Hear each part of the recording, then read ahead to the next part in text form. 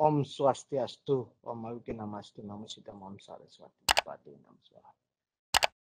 Assalamualaikum warahmatullahi wabarakatuh. Selamat siang, salam sejahtera bagi kita semua. Pertama titiang matur semua atas undangan dari program kajian S3 kajian budaya dari ketua programnya ini adalah penglingsir titiang niki. Jadi kalau ide sampun napi wastane minta supaya titiang hadir ya titiang harus hadir karena kentan tulah titiang ngaturang guru piduka nanti ke ide. Oke, yang kedua titiang juga mengucapkan selamat Hari Raya Galungan dan Kuningan pada para semeton sareng sami. Mogi ring rahina suci puniki Galungan dan Kuningan ratu ida dan sareng sami ngamolihan kerahayuan kerahajangan enak ring di tengah pandemi puniki ring gering agung yang belum tentu kita bisa tahu kapan akan berakhir. Yang ketiga titiang mengapresiasi lagi program S3 Kajian Budaya karena mengangkat tema-tema yang sebenarnya sudah lama sekali kita tidak dengar dan kita perbincangkan ya. Kita ingat tahun 90-an kita sudah banyak sekali mendiskusikan tentang globalization dan its impact-nya dan bagaimana juga kita bicara tahun 90-an muncul juga kajian-kajian untuk merespon itu seperti kajian politik lokal, ekonomi lokal dan lain-lain. Bahkan ada satu buku tentang global paradox yang muncul, kemudian juga kajian globalisasi menjadi satu kajian yang banyak diminati untuk melihat bagaimana bekerjanya, termasuk ada suatu buku tentang Unholy Trinity, 3 Trinitas katanya ada yang mempunyai menjadi agensi kuat dari munculnya globalisasi. Kita kira kajian globalisasi ini kan muncul setelah post Cold War ya, setelah era perang dingin selesai.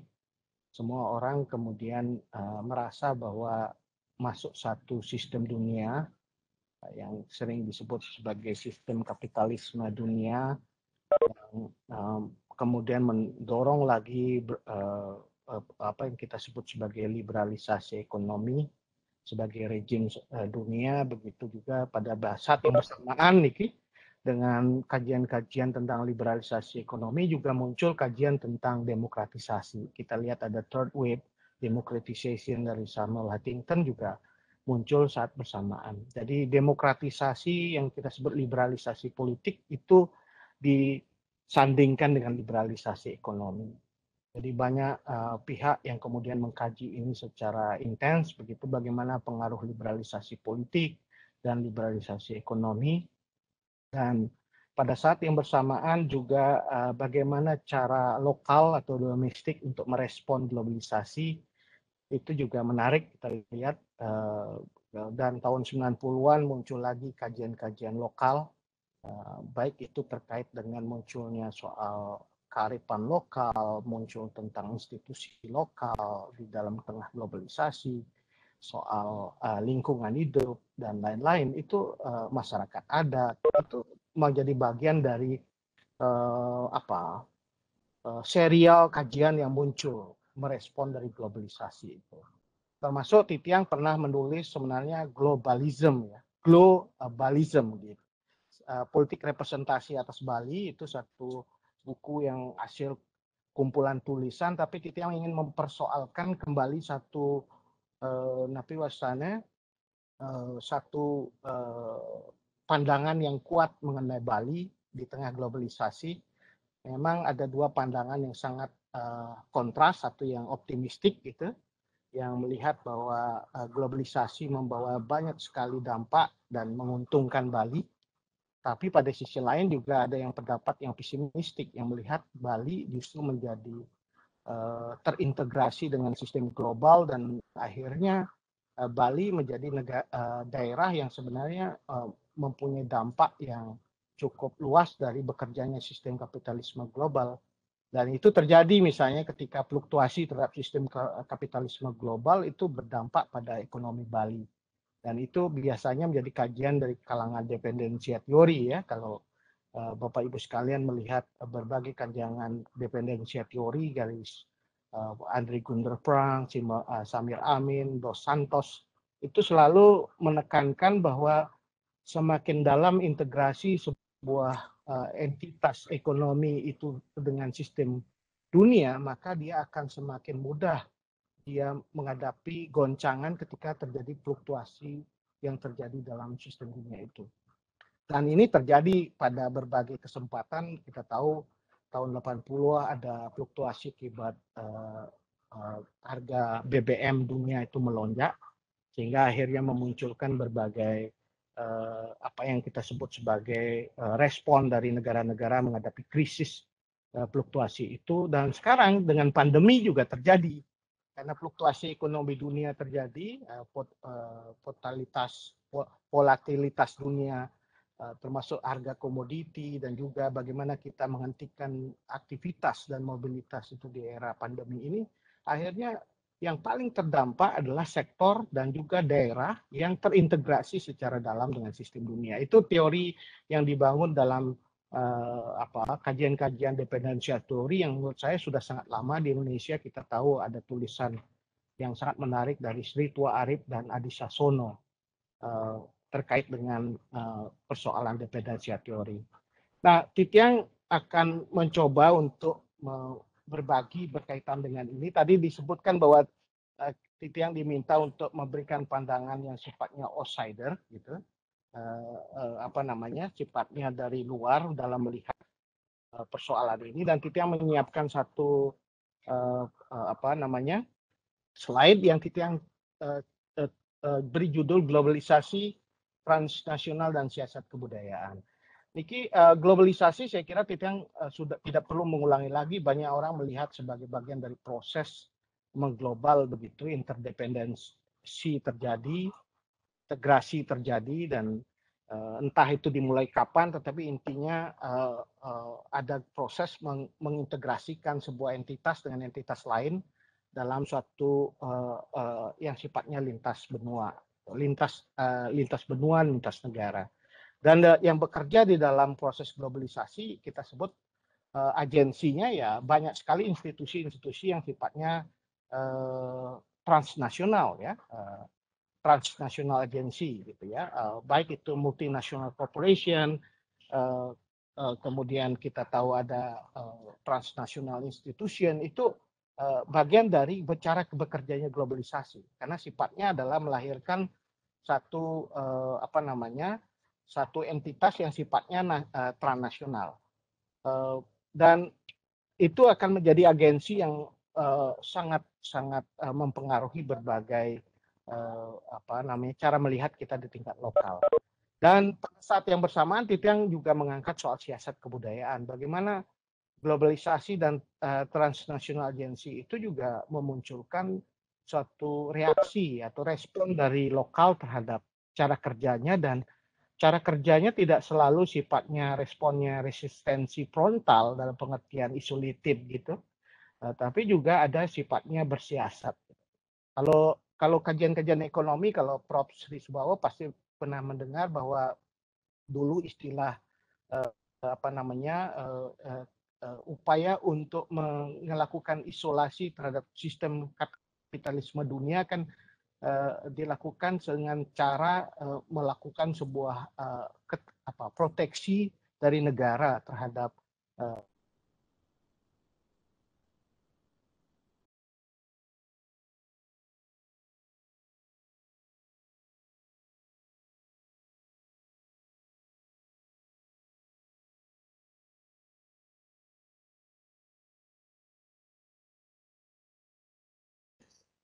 dikenal. Nah, globalisasi transnasional siasat kebudayaan ini coba Titiang eksplorasi, nah nanti kita lihat dalam konteks Bali itu seperti apa. Nah, para Sematon Saransami, kalau kita lihat lagi beberapa kajian mengenai globalisasi, tentu paling awal adalah melihat dari globalisasi ekonomi. Jadi banyak sekali tulisan tentang globalisasi itu selalu mengangkat tema-tema tentang bagaimana cara kerja globalisasi ekonomi. Nah, globalisasi transnasional begitu juga diangkat dan juga kehadiran agensinya juga dieksplorasi seperti Transnational Corporation (TNC) atau Multinational Corporation (MNC) gitu, yang beroperasi lintas negara. Jadi tidak ada batas-batas lagi yang menjadi sekat gitu. Ada semacam breaking the walls dari sekat-sekat negara, borderless terjadi dan mereka beroperasi lintas negara. Dan sesungguhnya pola-pola seperti ini kan tidak bukan sesuatu yang baru ya secara historis bagaimana operasi yang sifatnya lintas negara ini terjadi. Misalnya kita tahu bahwa kita yang kemarin ke Buleleng di Bali Utara kita sudah ada satu pelabuhan yang kita sebut pelabuhan di Air Madatu dan Kuti Banding yang sudah ada di abad-abad 8 dan abad 13 yang melakukan proses interaksi perdagangan dengan dunia luar, terutama Tiongkok dan Champa.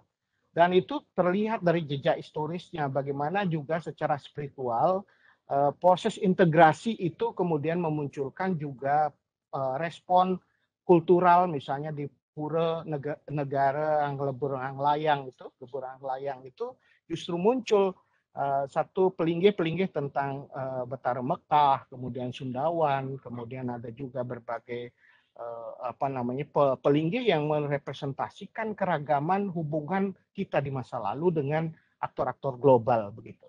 Dan ini semakin intensif setelah kolonialisme. Kita tahu ada maskapai, saya juga sempat lihat di Pelabuhan Buleleng itu ada kantor maskapai perdagangan Belanda, itu menunjukkan bagaimana interaksi kita dengan perdagangan dunia terjadi. Dan sebenarnya dari teori ketergantungan, kolonialisme itu bekerja juga dalam konteks globalisasi dengan proses interaksi yang mereka lakukan dalam perdagangan dan bagi kalangan dependensia teori globalisasi hari ini dianggap sebagai neokolonialisme ya, penjajahan bentuk baru yang memunculkan justru ketergantungan dan keterbelakangan.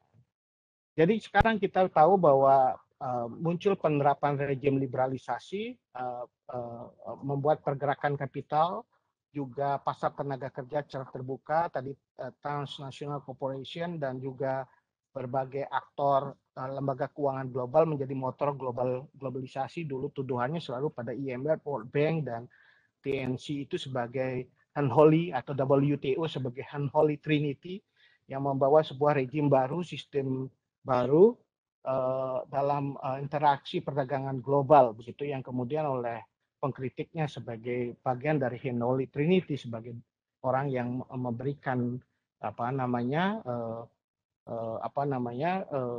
menimbulkan satu perubahan besar dalam cara-cara perdagangan dunia ya, yang kemudian terjadi bersifat lintas negara. Kemudian juga kita tahu perusahaan transnasional juga muncul melakukan integrasi vertikal, misalnya dengan model-model bagaimana memastikan rantai pasok itu terjadi, kemudian juga relokasi industri dengan menghasilkan produk yang sama dengan biaya yang lebih efisien.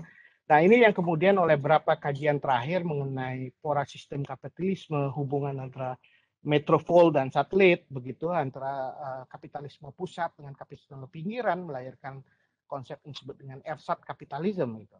Kapitalisme semu, di mana perkembangan kapitalisme di pinggiran justru memunculkan justru ketergantungan pada modal dan teknologi pada prinsipal. Misalnya ini dilakukan beberapa studi yang terkait dengan ini, yaitu terkait dengan otomotif gitu ya. Jadi kajian tentang globalisasi itu selalu mulai dengan ekonomi gitu. Ekonomi sebagai agensi utama atau moda masuk dari proses globalisasi.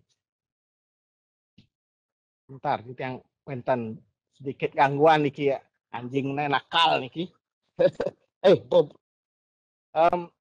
Kemudian ada yang kedua, kita lihat globalisasi dan juga dan transnasional tidak hanya dalam ekonomi, tetapi juga dalam ideologi dan juga apa namanya, sistem kepercayaan yang muncul. Uh, uh, jadi sistem kepercayaan dan sistem ideologi yang muncul itu yang kemudian memunculkan berbagai apa namanya, difusi penyebaran ya. Konsep difusi ini sebenarnya ada beberapa tulisan yang menarik sebenarnya tentang difusi ideologi ini, terutama kasus Indonesia setelah pos Soeharto ya. Karena difusi ideologi dan sistem nilai itu ternyata spektrumnya sangat luas. Dari apa yang kita sebut sebagai paham yang tersebarkan dari kanan sampai ke kiri gitu. Di pos Soeharto itu Andri Hulin misalnya menulis soal sangat baik sekali mengenai proses penyebaran ideologi, baik itu ideologi demokrasi, ideologi hak asasi manusia, ideologi yang terkait dengan paham neo-Marxis, ideologi yang terkait dengan transnasional agama, itu juga muncul di berbagai negara, khususnya di negara-negara post-authoritarian ya. Karena pada masa authoritarian mereka sangat sulit begitu untuk masuk karena proses represi dari kekuasaan otoriter. Tapi setelah post-authoritarian gitu, berbagai variasi ideologi itu masuk. Dan yang paling banyak mendapatkan perhatian sebenarnya dalam kajian-kajian globalisasi dan transnasional ini adalah masuknya transnasional agama, terutama Islam ya. Dan banyak sekali studi-studi ini muncul, terutama setelah ada reaksi terhadap munculnya gerakan Islam transnasional itu. Dan sejak itu gerakan transnasional yang awalnya muncul di Timur Tengah berdasarkan pembaharuan Islam yang terjadi di Timur Tengah, Ikhwanul Muslimin juga yang terjadi di Mesir dan juga Palestina, itu bergerak lintas negara dan bisa sangat luas gitu. Dan menyampaikan ini sebenarnya sudah lama juga ada Wahabisme yang sudah muncul, kemudian Syiah tahun 70-an, Salafi, Jemaah Tabligh, dan itu kemudian tambah dimasuki oleh organisasi politik yang namanya Ikhwanul Muslimin dan Hizbut Tahrir. Nah, sebagian besar dari agenda dari transnasional agama ini adalah berorientasi pada agenda penyatuan umat Islam seluruh dunia. Jadi bagaimana membuat satu tafsir yang lebih skriptualis, tekstual, normatif, itu yang kemudian mereka menolak gagasan tentang nation state, menolak gagasan tentang demokrasi, dan melakukan deteritorialisasi Islam. Jadi konsep teritorialis negara itu ditolak, kemudian muncul deteritorialisasi dan itu mereka umumnya berpahaman skriptualis yang tidak melarang atau bahkan tidak sangat keras terhadap interaksi budaya dan akhirnya itu menyebabkan kelompok ini sering disebut sebagai kelompok-kelompok yang formalis atau skriptualis gitu ya, karena mereka menolak proses interaksi atau integrasi agama dalam budaya. Dan kemudian mereka sangat cepat begitu berkembang karena memanfaatkan dunia post Cold War ya, dunia saat pasca Perang Dingin, dan mereka menyerukan satu tema besar yang sebenarnya tema itu dulu dimiliki oleh kelompok kiri. Kalau dulu kelompok kiri menyuarakan soal ketidakadilan dan juga ketimpangan sosial, maka kelompok ini mengambil inspirasi dari kiri itu dan mengambil tema itu ke dalam satu gerakan. Dan akhirnya banyak kelompok-kelompok transnasional agama ini memakai tema-tema yang sifatnya perlawanan terhadap sistem kapitalisme global, dan ini muncul begitu, dan mereka juga beradaptasi dengan gerakan-gerakan untuk diterima secara lokal. Misalnya kemarin ada satu studi yang dilakukan oleh teman-teman di Universitas Islam Sunan Kalijaga yang menemukan bahwa kelompok transnasional juga bisa adaptif ya, dengan berbagai cara untuk menyasar segmen kelas menengah perkotaan dan melahirkan beberapa fenomena seperti hijrah gitu ya di kalangan Islam. Nah, Yang berikutnya, globalisasi tidak hanya dalam sistem ideologi dan agama, tetapi juga globalisasi dalam budaya. Begitu tadi sudah dijelaskan apa yang kita lihat budaya tidak hanya sistem values-nya saja, tetapi juga di dalam budaya itu ada sesuatu yang kasat mata, yang kita sebut artefaknya. Dan secara values tadi sudah saya sebutkan bahwa sistem nilai itu mengalami proses difusi juga. Kemudian juga walaupun mulai dikenalkan istilah nilai-nilai universal, tetapi proses pelembagaan nilai itu yang menjadi perdebatan karena berbagai reaksi bahwa nilai itu tidak selalu sama formnya atau wujudnya diterapkan di sebuah negara. Nah, itu yang kemudian memunculkan perdebatan tentang variasi. Nah, globalisasi juga memunculkan apa yang disebut dengan global citizen, ya, warga kelas dunia, warga dunia, ya. Dan itu muncul solidaritas warga di seluruh dunia. Kemarin ketika kasus kematian George Floyd di Amerika Serikat itu telah menaikkan isu Black Lives Matter, dan ini merambah ke seluruh dunia, ya, Black Lives Matter. Jadi muncul aksi solidaritas yang muncul di berbagai negara. Dan juga ketika terjadi penembakan Malala gitu oleh Taliban tahun 2012 juga muncul gelombang simpati dunia. Ini menunjukkan globalisasi juga membawa sesuatu yang kita sebut global citizen, di mana keyakinan tentang humanity itu sebagai satu yang diperjuangkan bersama. Tetapi ada sisi lain juga dari globalisasi budaya ini, ada yang mulai menguatnya pop culture, dan bagaimana pop culture itu juga bersinggungan dengan industri, dan di situ melintasi batas-batas negara, sehingga beberapa kajian juga menyebutkan peristiwa ini sebagai McDonaldisasi. Ya, ini menarik juga. McDonaldisasi itu atau McDonaldism itu adalah upaya penyeragaman taste of culture yang dulunya masyarakat yang tidak terbiasa untuk mengkonsumsi sesuatu, dengan strategi marketing dari industri periklanan itu akan membuat menjadi class in action, ya, pola konsumsi dan gaya hidupnya menjadi satu yang mengkonsumsi produk yang dikonstruksi oleh industri itu. Dan ini menjadi salah satu fenomena budaya juga. Sekarang anak-anak kita juga K-pop, ya, Korean pop itu menjadi sesuatu yang juga sangat menarik kita lihat. Dan K-pop ini bukan berasal dari Western, tapi juga dari Korea, ya. Dan ini K-pop ini justru bisa menjadi satu hal yang disukai, menjadi trendsetters, dan juga menjadi idola dari masyarakat tidak hanya di Korea, tetapi juga di seluruh dunia. Dan ini memunculkan di sisi lain adalah struktur hierarki budaya. Jadi ada pola class in action, ya, gaya hidup kelas itu dianggap mengkonsumsi sesuatu sebagai ukuran hierarki kelas itu, dan budaya tinggi dan budaya rendah dibangun berdasarkan konsumsi, apa yang dikonsumsi, dan itu akomodasi terhadap globalisasi. Jadi ikut budaya mengglobal dikatakan tidak gaya, tidak berkelas. Ini satu fenomena yang juga sangat menarik. Nah, Bapak Ibu sekalian, para somaton sarang-sani, globalisasi juga terjadi saat ini semakin cepat di tengah disrupsi teknologi. Kita tahu piranti besarnya, master dari disruption sekarang ini adalah teknologi, dan semua Internet of Things, dan juga pola komunikasinya direct communication. Dari dulu sangat bertingkat pola komunikasi, sekarang kita bisa masuk ke ruang-ruang pribadi, masuk ke dalam ruang-ruang privat kita, itu komunikasi kita bisa dengan video call, dengan berbagai macam short message services, dan itu bisa many to many dalam satu waktu. Jadi bisa dilakukan misalnya dengan cara seperti sekarang ini.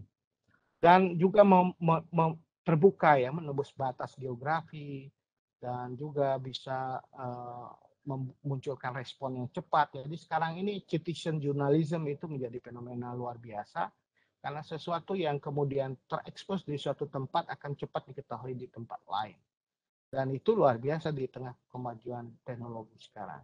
Dan itu pun sebenarnya bisa digiring, apalagi teman-teman mungkin atau kami pernah mendengar peristiwa di mana karena artificial intelligence gitu, dengan kemampuan kecerdasan buatan, maka bisa dimungkinkan melalui media sosial apa yang kita sebut dengan agenda setting, ya, agenda setting baik itu untuk kepentingan komersial, ideologi dan politik.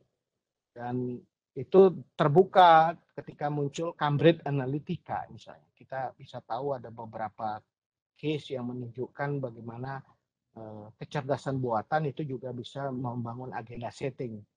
Bahkan muncul apa yang disebut dengan semburan hoax dan post-truth dalam post-truth itu bisa terjadi di era ini.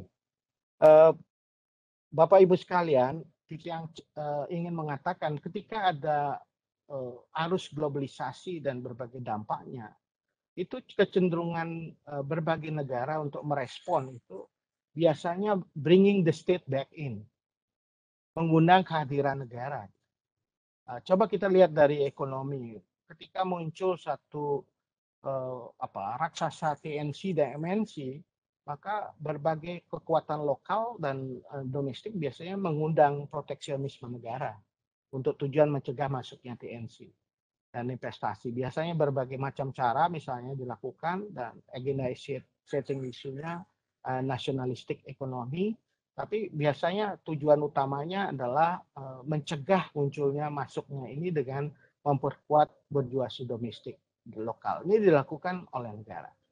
Bringing the state back in-nya ini juga terjadi pada saat melawan kelompok Islam transnasional. Biasanya dilakukan mengundang negara dengan melarang organisasi, membatasi ruang gerak, dan memakai state apparatus begitu. Seperti itu. Dan juga secara budaya untuk melawan budaya asing biasanya dengan melarang, membatasi melalui berbagai kebijakan negara. Nah, ini perlu kita refleksikan bersama. Apakah undangan intervensi negara ini menunjukkan memang strong state, weak society, atau fenomena apa? Ini tentu harus kita uji lagi gitu ya.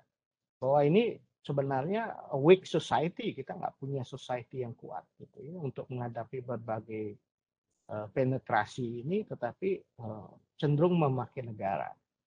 Bahkan banyak kajian memunculkan global paradox ketika ruang-ruang yang diperebutkan itu ada gitu. Jadi ternyata globalisasi tidak sepenuhnya mendominasi dan menghegemoni.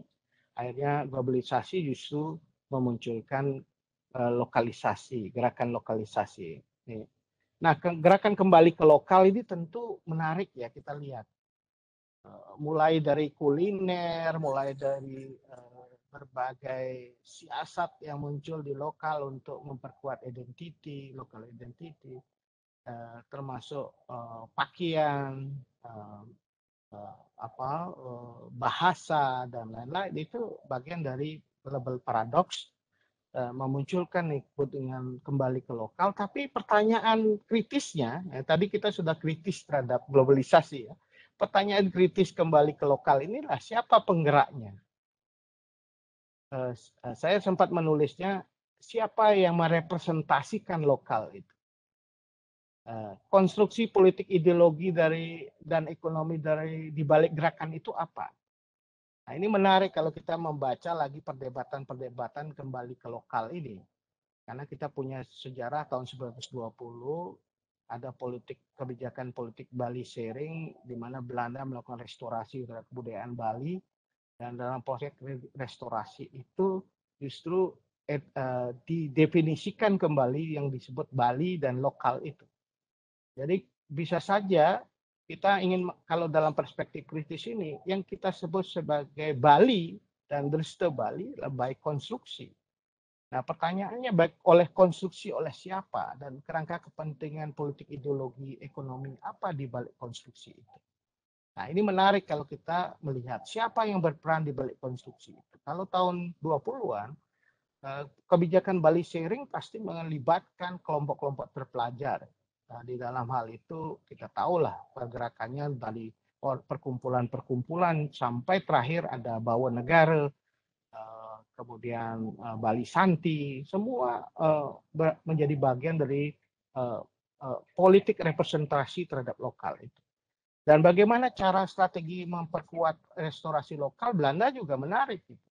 Misalnya memperkuat desa adat, selain dinas, kemudian juga mempertahankan Selbstständigkeitslandskappen, Swapraja dibandingkan kolektif pluralisme yang ada di Bali waktu itu ada desa adat, ada Subak, Dadil, Seke, dan juga apa namanya Banjar gitu kan di tengah yang disebut GERD sebagai kolektif pluralisme itu di atasnya ditopangkan sistem swapraja. Gitu. Jadi Belanda menjadi bagian dari proses konstruksi yang kita sebut sebagai adat dan juga Bali pada saat itu. Dan ini berlanjut terus tahun 50-an ketika postkolonial juga pola representasi atas Bali juga mengalami pergulatan, tidak tunggal.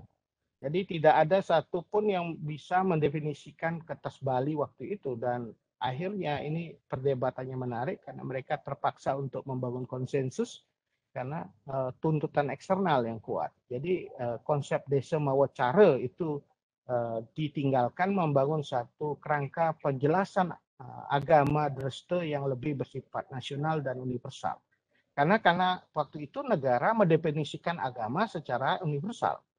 Ya, yang bias Semitic ya, bias Abrahamic religions yang harus ada nabinya, kitab sucinya, dan ketika bias Semitic maka dan Abrahamic religion gitu, akhirnya definisi agama pun harus disesuaikan dengan custom itu dan itu akhirnya memunculkan konstruksi-konstruksi baru tentang bagaimana mendefinisikan agama 3 kerangka agama Hindu, Pancasrada, Pancasembah, Trisandya yang sangat berhubungan juga dengan kalau umat Islam ada disebut dengan 5 kali sembahyang, 5 waktu, di Hindu ada namanya Trisandya. Jadi proses itu juga bekerja. Nah, ketika ini terjadi, maka pertanyaannya apakah itu melibatkan masyarakat atau menjadi bagian dari pelibatan kesadaran masyarakat atau hanya elitis. Karena gerakan kembali ke lokal itu sangat mudah sudah dibajak oleh kepentingan elit lokalnya, tetapi juga pada saat yang bersamaan juga global mempunyai cara untuk membuat lokalisasi baru gitu. Adalah bagian dari proksi lokal. Jadi industri pariwisata sekarang ini kan juga customisasi terjadi, di mana lokal itu diberikan tempat dan kemudian industri pariwisata global juga mengkreasi lokal-lokal. Itu bisa terjadi dalam konteks gerakan kembali ke lokal. Oleh karena itu sikap paling penting di dalam globalisasi dan respon terhadap globalisasi adalah sikap kritis kita terhadap melihat fenomena ini. Nah, apa yang menarik sebenarnya terakhir ini ingin saya sampaikan, dalam bidang ekonomi berbagai negara sekarang ini menganggap bahwa proteksionisme itu gagal untuk menghadirkan cara melawan globalisasi dan mereka kemudian mendorong munculnya cara-cara baru. Misalnya kita bisa mempelajari cara India melawan globalisasi, cara Korea dan berbagai negara itu biasanya cara strateginya mereka tidak resistensi frontal seperti Korea Selatan, tetapi membangun suatu model dunia yang lebih multipolar. Itu strateginya. Yaitu politik perimbangan. Dan ini menurut saya juga dipakai Pak Jokowi misalnya. Bagaimana dia tidak hanya berorbitasi ke Tiongkok, tapi juga ke Amerika Serikat, ke Arab sekarang ini, ke Uni Emirat Arab. Sehingga dunia itu akan semakin multipolar dan tidak dikuasai oleh satu entity yang kuat. Nah, itu strategi atau siasat yang harus dipakai yang penting juga. Yang kedua, ideologi dilawan ideologi. Ini mungkin juga harus penting untuk kita sadari bahwa ideologi itu nggak mungkin hanya sekedar dipotong begitu saja melalui organisasi, tetapi dia akan hidup melalui ruang-ruang kesadaran. Oleh karena itu, cara melawannya adalah membangun masyarakat yang cerdas, sadar, dan merdeka. Itu cara melawan ideologi yang kuat. Dan ini saya kira menjadi stressing penting dari berbagai kelompok kritis juga. Kalau tidak ada masyarakat cerdas dan sadar, itu kan nggak mungkin kita berhadapan melawan dominasi. Nah, yang ketiga, kritik autokritik. Ini harus diangkat lagi ya. Ketika masyarakat untuk masuk ke dalam isu isu globalisasi, maka harus ada keterbukaan terhadap kritik. Jadi kelemahan kita untuk mempersoalkan transnasional, isu ketidakadilan, ketimpangan ekonomi, itu seringkali justru diambil oleh kelompok-kelompok transnasional. Karena itu isu-isu ini harus diperkuat di dalam pembicaraan kita tentang lokalisasi maupun globalisasi. Jadi ketika globalisasi pun dipertanyakan, apa sih kontribusi lokalisasi itu terhadap penyelesaian isu ketidakadilan sosial? Kalau dia tidak memberikan kontribusi, kan itu hanya menjadi mainan elit saja yang tidak ada dampaknya pada masyarakat. Nanti mungkin kita akan diskusikan lebih jauh. Nah, yang terakhir adalah globalisasi, membajak globalisasi untuk kepentingan lokal. Ini saya kira cara kita, misalnya saya pakai contohnya bajunya Pak Jokowi, semua itu adalah produk-produk lokal ya. Ada dari Bandung, ada Jawa Barat, Tangerang, Cimahi, Bandung, itu adalah siasat-siasat kita untuk berhadapan dengan globalisasi tanpa harus didominasi. Jadi justru yang kebalik terjadi, kepentingan lokal harus bisa kita angkat di tengah globalisasi.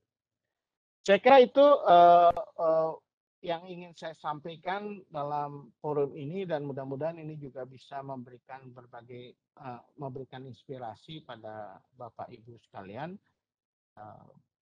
Kita kembalikan lagi. Saya kira itu saja yang ingin saya sampaikan dulu dalam momen ini, dan saya kembalikan pada moderator. Silakan Pak Sri Subawa. Om Santi Santi Santi. Pak yang sedia dari Kajian Budaya UNUD. Om Swastiastu, Bapak dan Ibu. Terima kasih kepada Bapak Moderator, dan terima kasih juga atas materi yang telah diberikan kepada tiga narasumber. Ada pertanyaan saya sedikit ini kepada Bapak Ari Dwi Payana. Selamat siang Pak Ari. Selamat siang Om Swastiastu, Raresan Pak Wayan. Ya, begini Pak Ari, jadi globalisasi dan transnasional ekonomi semakin merangsek masyarakat Bali. Jadi di satu sisi mampu memberikan insentif bagi ekonomi atas dan menengah, namun di sisi lain akan menjadi suatu serangan tersendiri bagi usaha rumahan dan usaha kecil khususnya. Oleh karena itu, saya ingin mendapat penjelasan Pak Ari mengenai ini, kaitannya dengan keberadaan usaha kecil kita, terutama menyangkut makin maraknya investor-investor asing di bidang pariwisata, termasuk hotel, villa, dan restoran, sehingga berdampak kepada makin terjepitnya usaha-usaha lokal, usaha-usaha yang sedang bangkit di pedesaan begitu, terutama dirasakan lebih-lebih di masa COVID ini. Termasuk juga keberadaan dari tenaga kerja asing di sektor pariwisata yang seharusnya menjadi bisa transfer keahlian atau ilmu dari mereka, tapi justru mereka melakukan perpanjangan kontrak sehingga bisa menurunkan kesempatan daripada karyawan-karyawan lokal. Terus yang kedua adalah makin terdesaknya, artinya dampak daripada globalisasi dan transnasional ekonomi ini, semakin terdesaknya pasar-pasar tradisional, pasar-pasar desa yang makin terjepit begitu dengan kehadiran pasar-pasar modern. Ini terlebih dengan terbukanya izin-izin bagi mereka. Walaupun secara infrastruktur dibenahi, tapi kesiapan mereka untuk mengantisipasi dari perubahan-perubahan ekonomi global itu masih terbatas. Jadi mungkin bisa dikatakan agak percuma kalaupun pasar-pasar dibenahi, tapi kesiapan mereka masih belum siap betul, baik kaitannya dengan kemampuan berdagangnya maupun dari aspek-aspek apa namanya pelayanan kepada konsumen. Jadi banyak hal yang perlu dibenahi di sektor pasar tradisional, tapi di lain pihak justru kemudahan-kemudahan diberikan kepada pedagang modern begitu. Terus juga yang ketiga ini yang terakhir, dampak daripada globalisasi dan transisional ekonomi ini adalah bahwa pengrajin kita makin kerepotan ini, kerajin. Artinya kita bisa lihat di seputaran Tegalalang dan Ubud itu makin makin tergerus begitu. Artinya jangankan mereka menjajakan dagangannya, bahkan mereka produksinya pun mulai dihentikan. Mengapa demikian? Karena yang sebelumnya produk-produk itu mereka buat dengan kerajinan tangan, mereka buat sendiri di rumah-rumah masing-masing, istilahnya home industry begitu, handicraft dengan home industry. Tapi kemudian dengan teknologi yang luar biasa yang dimiliki oleh negara-negara luar itu di copy paste demikian rupa sehingga mereka dengan mudahnya untuk melakukan produksi massal di luar negeri. Jadi dengan demikian ya pasar mereka sudah tercabut, pasar mereka sudah stop begitu. Ya itu antara lain yang menyebabkan industri kita macet, di samping ya memang apa namanya wisatawan itu memang tidak berniat lagi, tidak tertarik lagi dengan kerajinan yang sifatnya konvensional begitu. Apalagi dengan harganya juga yang cukup mahal begitu. Jadi begitu, dan termasuk juga ini globalisasi yang berpengaruh kepada ideologi politik yang menjadi tantangan kita tersendiri dalam ideologi nasional. Jadi bagaimana demo-demo dan sebagainya. Saya kira cukup itu Pak Sadio. Saya kira cukup. Oke. Jadi itu aja Pak Ari, terima kasih. Mohon penjelasannya, mohon arahannya. Terima kasih. Baik, pertanyaan berikutnya dari Miss Nuning, silakan. Oke, Om Swastiastu, mohon izin Prof. Sri Subawa, mohon izin Prof. Anom, Bapak Ibu sekalian. Perkenalkan, nama saya Nuningda Pratiwi dari Universitas Pendidikan Nasional, Undiknas Denpasar. Ingin bertanya kepada Bapak Ari. Ya, tadi saya menyaksikan paparan yang sudah disampaikan oleh Pak Ari. Ya, artinya saya bisa mengambil garis atau poinnya bahwa di situ Pak Ari menjelaskan tentang globalisasi versus lokalisasi. Ini yang juga menjadi atensi untuk kita semua, karena di satu sisi memang globalisasi tidak bisa kita hentikan dengan luar biasa masifnya teknologi dan sebagainya, tetapi ada side effect dari globalisasi itu, yaitu dengan adanya lokalisasi dan bahkan tentunya muncul penguatan identitas yang mau tidak mau bisa jadi ke etnosentris, bahkan yang biasa kita ketahui munculnya gerakan-gerakan radikalisme dan lain sebagainya.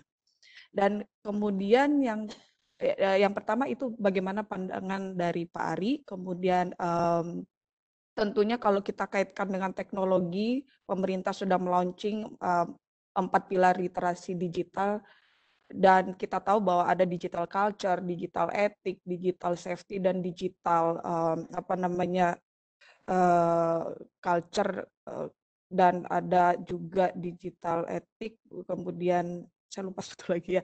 Nah, di situ bagaimana pandangan Pak Ari, ya bagaimana pandangan Pak Ari memaknai 4 pilar literasi digital tersebut, dan peran pemerintah sendiri dalam betul-betul mengedukasi masyarakat ini terkait dengan 4 pilar literasi digital tersebut. Karena kita tahu bahwa ketika komunikasi teknologi sudah semakin masif, ya ada hal-hal yang bisa jadi di luar batas dari masyarakat itu ketika dia men-share something di teknologi tersebut ya, apalagi platform media sosial banyak sekali sekarang. Walaupun kita tahu bahwa platform media sosial juga dapat membantu, seperti tadi UMKM ya, SMES itu, small medium enterprises. Itu bagaimana Pak Ari upaya yang konkret, bagaimana juga pemerintah menggandeng kaum muda milenial ini untuk mengedukasi masyarakat. Seperti itu. Terima kasih Prof. Baik, satu pertanyaan lagi, disilakan. Boleh saya? Boleh. Diana, Om Swastiastu. boleh, silakan. Om Swastiastu. Nggih, terima kasih. Saya Diana Butler, lulusan Kajian Budaya S3 dan juga lektor kepala Sukarela yang tinggal di Desa Bedulu. Terima kasih sekali atas webinar nasional ini yang sangat berguna, Kajian Budaya. Maaf karena banyak orang sampaikan pertanyaan pada Pak Ari. Saya juga tadi dalam chat box. Pak Ari, saya selalu berpikir bagaimana kajian budaya bisa difungsikan. Hasil-hasil riset kajian budaya bisa difungsikan secara praktek.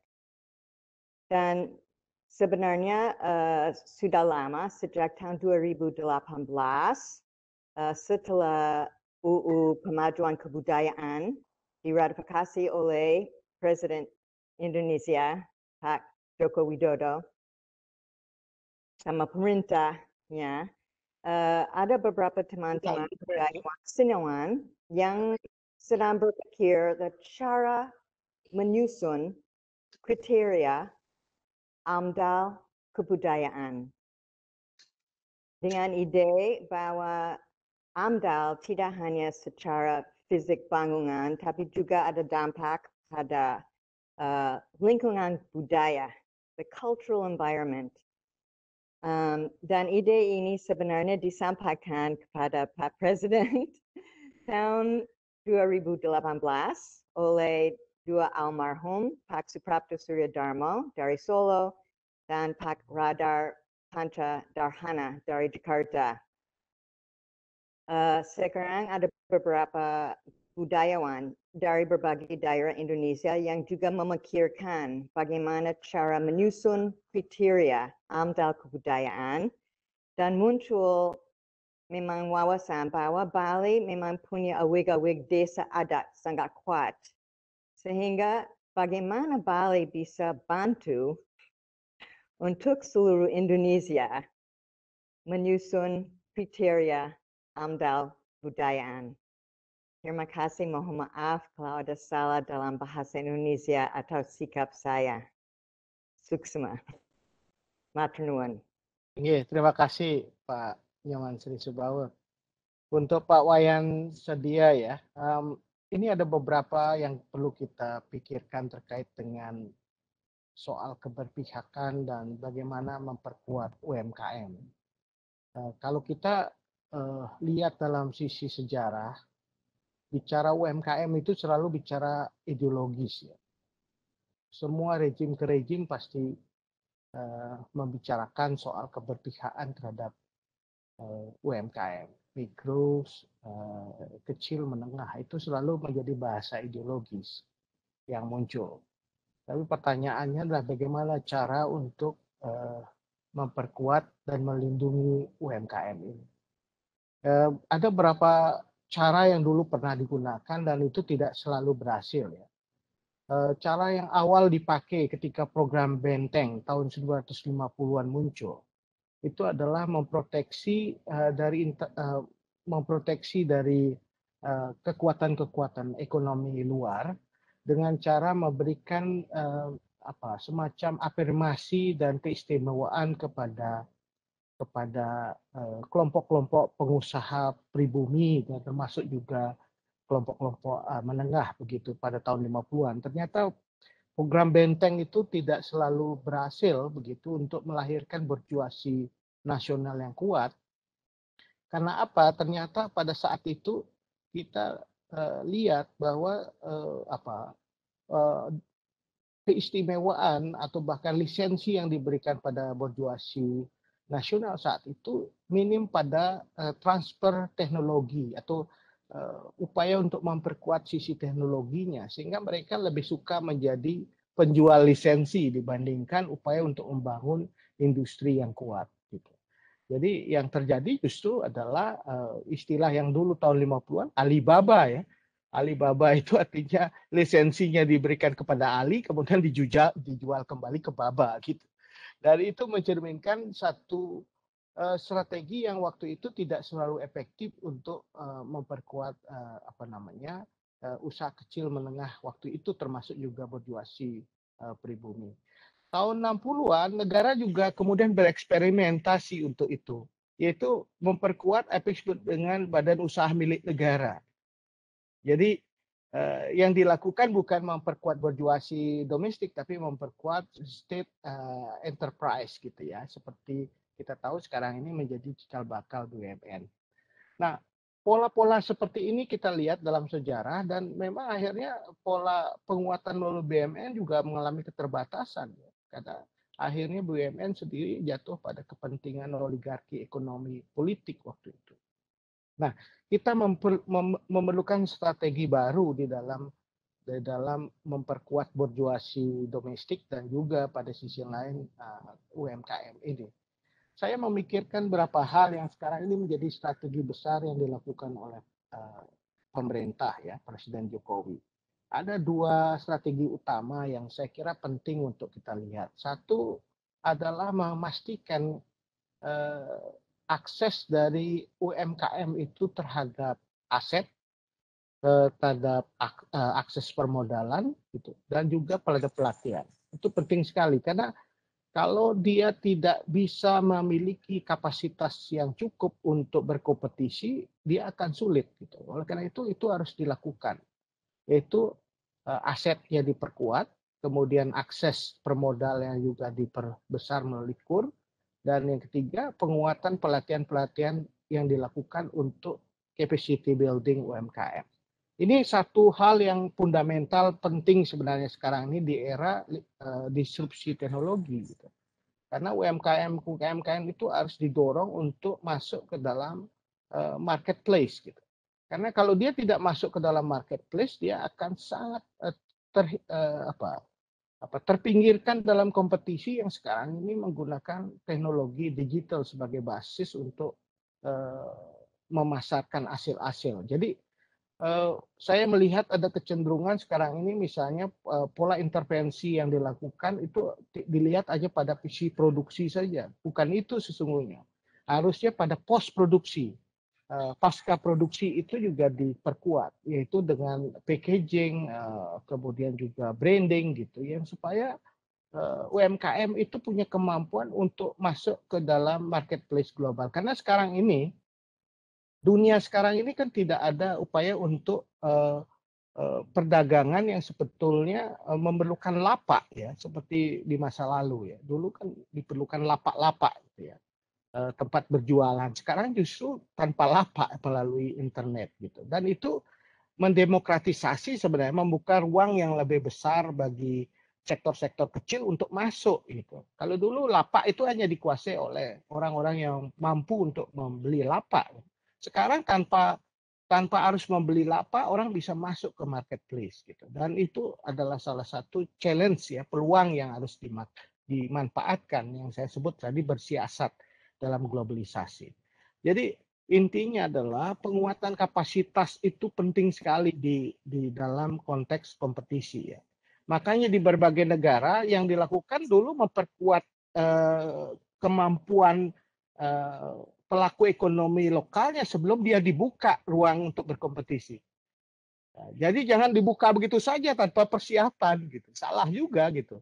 Di mana kita ibaratnya pertandingan tinju kelas berat melawan kelas bulu gitu nantinya. Kalau kita tidak persiapkan dulu ekosistem yang baik gitu di kalangan apakah itu pengrajin, apakah itu pedagang, itu harus diperkuat gitu dengan membangun ekosistem yang kuat dan dorong juga para UMKM ini untuk berasosiasi.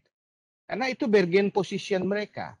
Kalau dia tidak berasosiasi secara individual akan sulit berhadapan dengan kekuatan besar. Oleh karena itu dia harus membangun asosiatif gitu. Nah, ini yang mungkin disebut radikalisasi gerakan, karena kalau tidak ada asosiasi, dia tidak punya alat perjuangan. Nah, selama ini asosiasi kita kadang lemah untuk memperjuangkan kepentingan kita. Nah, itu satu. Jadi capacity building yang penting, itu bisa capacity building itu bisa dilakukan oleh pemerintah, oleh kita semua. Bahkan ada beberapa inisiatif yang saya lihat sekarang ini bikin creative hub itu ya di berbagai Banjar, menggunakan Banjar sebagai creative hub, mendorong warga-warga Banjarnya bisa untuk berinovasi kreatif di era digital begitu. Dan itu diasosiasikan dengan yang lain, dilingkan dengan yang lain sehingga menjadi satu kekuatan. Jadi intinya Pak Sedia, dalam berhadapan dengan kekuatan global, itu masih ada ruang-ruang yang kita bisa rebut. Yaitu dengan satu, kekuatan yang terbangun secara solid antar entitas ini. Ini yang kita di Bali harus kita perkuat gitu. Jangan sampai satu sama lain tabrakan justru, tapi harus dikonsolidasi. Nah, di sisi lain peran regulasi, proteksi pemerintah juga hadir gitu. Jadi tugas pemerintah kan sebenarnya sederhana, services, regulator, ya, kemudian memberikan empowering itu kan empower itu memperkuat gitu. Jadi kalau bisa regulasi ini seringkali harusnya jadi instrumen penting di dalam mengatur sebenarnya konteks ini. Jangan sampai pasar tradisional mati ketika pasar modern hadir gitu.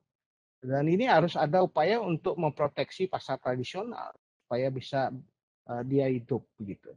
Jangan sampai minimarket berjamuran begitu dan kemudian akhirnya membunuh warung gitu. Nah, ini kan harus pengaturan yang bisa kita lakukan. Ini bukan berarti kita melarang orang melakukan usaha, tetapi mengatur minimarket tuh bolehnya di mana gitu.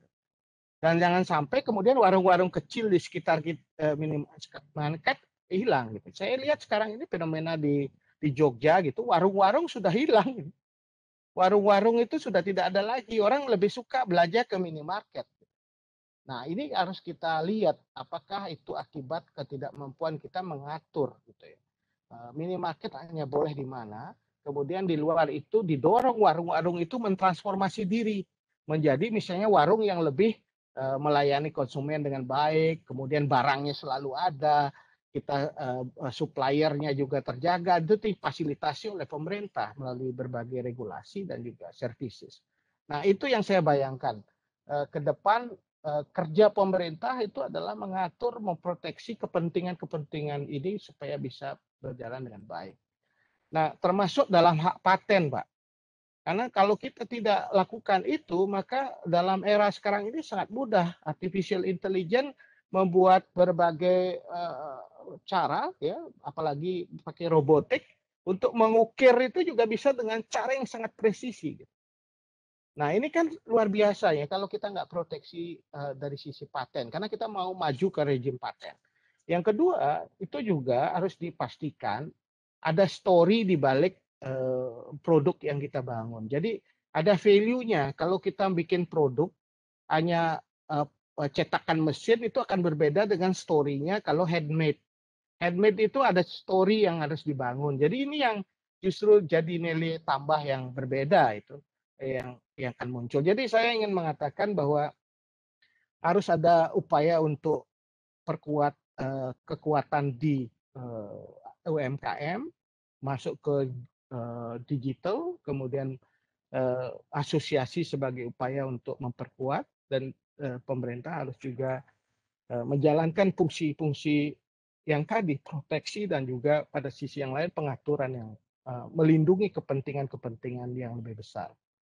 Nah, yang lain Bu Nuning, kalau kita melihat sekarang ini memang globalisasi selalu memunculkan fenomena paradoksnya itu. Ya, ketika kita bicara soal globalisasi, di satu sisi pasti akan muncul apa yang disebut dengan kebangkitan politik identitas ya, di berbagai tempat. Ini fenomena yang kemudian diangkat oleh Samuel F. Huntington dengan The Clash of Civilization ya. Ada satu fenomena di mana ketika orang bicara tentang liberalisasi ekonomi, dari sisi lain bicara soal identity juga di dalam politik lokalnya. Itu kita tahu ada Quebec, Ada di negara-negara di Inggris pun terjadi, di Spanyol itu kebangkitan kembali politik identitas karena mereka tidak mau diseragamkan dengan pola-pola globalisasi. Nah, memang politik identitas ini adalah respon terhadap globalisasi, bekerja globalisasi, tapi kita juga, saya sebutkan tadi, kita kritis terhadap globalisasi, tapi kritis juga terhadap fenomena politik lokal ini. Karena di satu sisi politik lokal ini juga pada sisi yang lain juga menjadi bagian dari komodifikasi elit ya. Ada fenomena atau riset yang ada dilakukan oleh teman-teman tentang fenomena formalisasi syariat Islam di berbagai daerah ya, seperti di beberapa daerah yang kemudian menerapkan syariat Islam, itu ternyata munculnya syariat Islam itu justru dikonstruksi oleh elit politik gitu untuk menjadi bagian dari vote getters gitu, ucara untuk mendolang dukungan-dukungan politik dari segmen politik yang ada di daerahnya dengan memakai isu agama. Sehingga akhirnya terjadi adalah politik identitas termasuk penggunaan agama justru hadir pada momen-momen elektoral gitu. Semakin dekat pemilu semakin banyak penggunaan sentimen-sentimen agama, sentimen suku, seolah-olah elit politik ini menjadi pembela yang kuat terhadap budaya dan identitas lokal, dan itu tentu harus kita kritik gitu karena jelas sekali itu komodifikasi politik yang terjadi oleh elit-elit lokal. Tetapi kalau kita maksudkan sebagai bagian dari upaya untuk menjadikan local people sebagai atau local society semakin berdaya berhadapan dengan globalisasi melalui penguatan ekonomi lokalnya yang mensejahterakan lokal, kemudian konservasi terhadap heritage identitas yang ada, dan itu dilakukan untuk menjadi bagian dari penegasan keragaman budaya di dalam globalisasi, saya kira itu harus didukung gitu.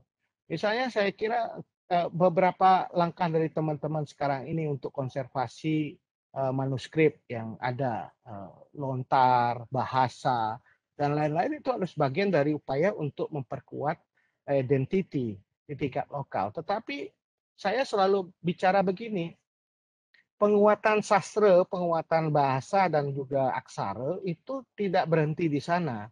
Karena penguatan aksara, bahasa, dan sastra harus diikuti dengan membangun budaya etos, budaya etik yang terbangun dalam masyarakatnya. Kalau dia tidak ada translasi dari budaya teks ke budaya etos, maka itu akan menjadi hanya semacam artifisial gitu. Kembang aja bahwa kita punya lontar, punya manuskrip yang bagus-bagus, punya dreste yang hebat, tetapi tidak pernah mengejawanta di dalam etik. Nah, etik itu penting sekali sehingga gambaran masyarakat yang kita bayangkan yang adalah gambaran masyarakat yang terlihat dalam perilaku sosialnya. Nah, apakah solidaritas sosial dengan sesama muncul di era pandemi? Apakah upaya untuk membangun apa yang disebut dengan meyatnya secara sosial itu muncul di era pandemi? Apakah kita juga mendorong ada reformasi, pembaharuan di dalam tata kelola kehidupan bersama kita, lebih empati terhadap alam, menghormati, memuliakan alam, itu di era masa pandemi? Itu kan artinya sastra itu, ya saya sering sebut nih, sastra paraga, sastra wadi gitu. Bagaimana sastra itu kemudian mewujud membadan di dalam tata kelola kehidupan, bahkan menjadi sastra dreste, menjadi satu tata hukum yang bisa mengelola kehidupan bersama berbasis sastra. Itu yang penting sebenarnya kalau kita bicara soal penguatan identitas lokal itu, termasuk dengan literasi. Nah, literasi kita ini sekarang ini kan bangkit ya, literasi untuk budaya lokalnya. Tetapi saya kira kita perlu perkuat literasi ini dengan literasi digital, apalagi kita berada dalam era post-truth society ya. Post-truth itu muncul ketika muncul realitas yang dikonstruksi dan kemudian dianggap sebagai kebenaran. Dan ini perlu literasi sehingga orang yang bisa mengecek kebenaran tentang apa yang disampaikan. Dan itu poinnya adalah, kalau tadi Pak Agung Anom menyampaikan, masyarakat Bali seperti apa yang ke depan yang ingin kita bangun adalah masyarakat Bali yang mempunyai budaya literasi yang kuat.